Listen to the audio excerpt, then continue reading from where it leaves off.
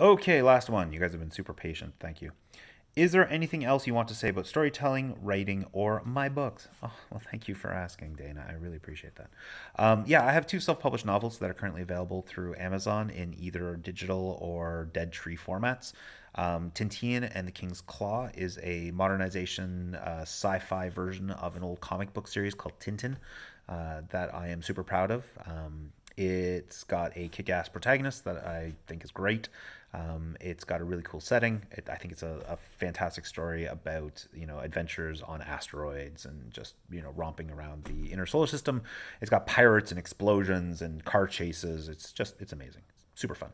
And the second one is called Star Convoy EH-76, and that one is more of a military space opera about a cameraman who's on a spaceship and way over his head, just in a situation rapidly spiraling out of control.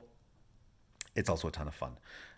Griff is a jerk, the protagonist, and I'm not a big fan of him, but you're not supposed to be a big fan of him. But the trade off is that all of the characters around him are super awesome. They kind of compensate for the fact that Griff is a little bit of a jerk. Okay, cool. Other things I want to say about storytelling and writing, just in general. Number one, there is no such thing as the correct format. If you write short stories, awesome. Write short stories. If you write novellas, incredible. Write novellas. If you want to write 400,000 word epic trilogies spanning decades and four galaxies with fire breathing dragons, incredible. Do that. The only thing that should be pointed out is that some of these genres will make it easier for you to be published. Obviously, the not 400,000 word one. And some of them will make it more difficult for you to be published. But that doesn't mean you won't get published. And it's important to know that for me, the most important thing about my writing is that it is published, that I want to be a published author. And so I'm doing all of this work to build a following, to get people who like my work and are excited about the next novel I put out, and to hopefully get one of the big five to be like, yes, that guy, he can write a novel, and we're going to stick it on a bunch of Barnes and Nobles or whatever. But it doesn't have to be the motivation for anybody else. If you just want to write, I mean, nobody ever talks to someone who goes play basketball once a week for 2 hours a week and says, okay, well, when are you going to become a professional basketball player? That's not why you're playing basketball. You're playing because it's good for your heart. It's good for your soul. It's good exercise.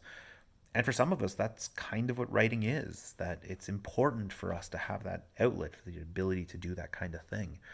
And if that's what writing or storytelling is to you, if you just want to be able to share your story with your friends or your family, if you want to be able to hand somebody you love one of 10 copies of your book that was ever published, that's awesome. Do that. 100%. You don't have to make money off of your hobbies, and writing is not something you have to do exclusively because other people are paying for it. The value of your art is not defined by how much someone is willing to pay for that piece of art. If I write, oh God, 100 novels, and one of them is a New York Times bestseller, that doesn't make the other 99 any less amazing in my eyes. Those were all things I created, and I'm very proud of them. Or I will be. Right now I'm only at 4, but you get the idea. Yeah. That stated, try different formats. I suck at short form, in case you haven't learned that by listening to me ramble on through all these messages. Why use 10 words when 100 will suffice? But there's a lot to be gleaned by writing short fiction. By Donut. Good kitty. There's a lot to be learned by writing longer fiction to see if you can tie together narratives. A lot of writers' first stories were short stories, and then once those kind of picked up an audience, they then were modified to become full novels. Absolutely not the way you have to do it, but it is something you can do. If you feel that's something you want to try, go for it. Try poetry. Poetry is insane. I absolutely cannot write poetry to save my life, but it's something that I try occasionally just to see if I can get those particular parts of my brain working. And I've mentioned it before, and it still holds. If you're writing a lot, you should be reading a lot. You should be listening a lot. You should be figuring out the kinds of stories that you love.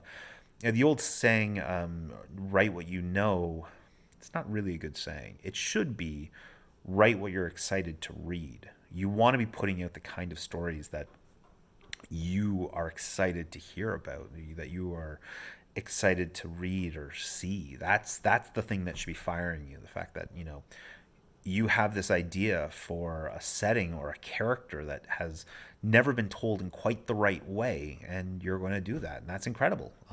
And if that's what you can do, by all means, that's what you should be doing.